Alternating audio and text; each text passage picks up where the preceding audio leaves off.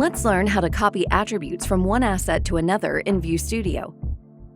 Select an asset of your choice and adjust settings like exposure, color temperature, or tint. To apply these adjustments to another asset, right-click on the first asset and select Copy Attributes. Right-click on the second asset and choose Paste Attributes to apply the same settings. Thanks for watching. For more tutorial videos like this one, visit our YouTube channel. For access to our knowledge base or technical support, visit our support site at view.network/support. To contact support directly, email us at support@viewstudio.com or call us at 888-575-1510.